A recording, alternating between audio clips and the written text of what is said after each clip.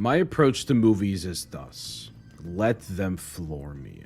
Seriously, The Tale of the Princess Kaguya literally had me on the floor aghast by the end of the film. I go in wanting to see something I've never seen before, like the ending to 2001: A Space Odyssey, which made me have to call my mother and ask what I just watched. What just happened?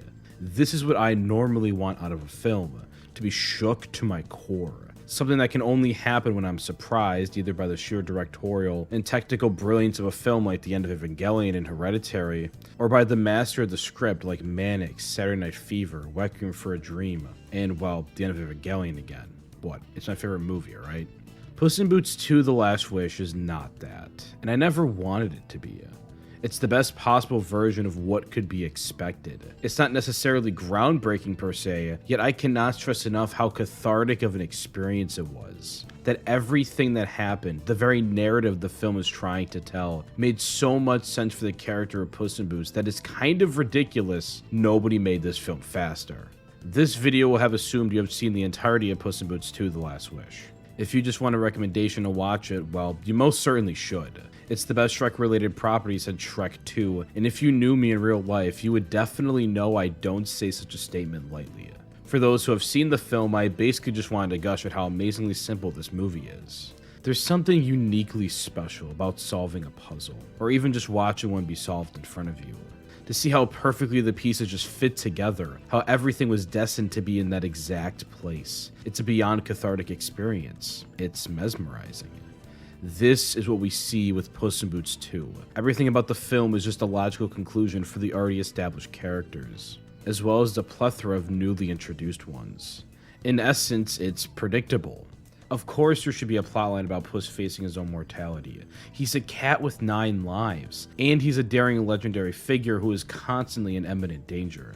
Based on this then, one would naturally assume that in the end, he would just give up the wish and decide to cherish his last life, living with his own mortality in mind, just as we all do. And that's exactly what happens. But the execution of this plotline makes it so it never feels cheap, nor does the film cheap us out at that cathartic moment when he makes that decision, just because we expect it. There is no twist for the sake of there being one. It's a movie with a story to tell, and I respect that more than I probably even should. This shows an understanding of both the characters and the audience.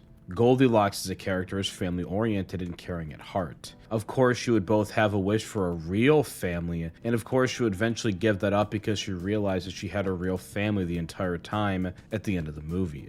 The filmmakers understand this, and they understand how to make a simple, endlessly enjoyable film that doesn't try and needlessly confuse its audience with character actions that just don't fit those characters, all for the sake of subverting expectations. That, at least in my opinion, would just come across as cheap. Instead, the film has confidence in its powerful story, and smartly decides to stick to its guns. And I think the filmmakers realize what they're doing here, and no character better exemplifies that than Jack Horner. He is evil, plain, and most importantly is simple. He is a simply evil character, yet the film constantly puts him in stereotypical situations where his nuance should shine through. Maybe he's not a bad guy, but is just misunderstood. And whether it be saving his comrades or listening to his new cricket conscience, each and every time he remains rotten to the core, as if the film is refusing him any nuance. And then the big reveal at the end, he was evil all along. To which he says, yeah, obviously, I've been evil this whole time. How could you guys not realize that? This simplistic storytelling is not always my cup of tea, but when executed in such a self-aware and honestly perfect manner as this, I can't help but love it. Everything is pretty much predictable except for a few small twists, and yet, as I've said throughout this video, it never comes across as cheap. A film should be confident and, importantly, aware of what it is, even if that is a simple film.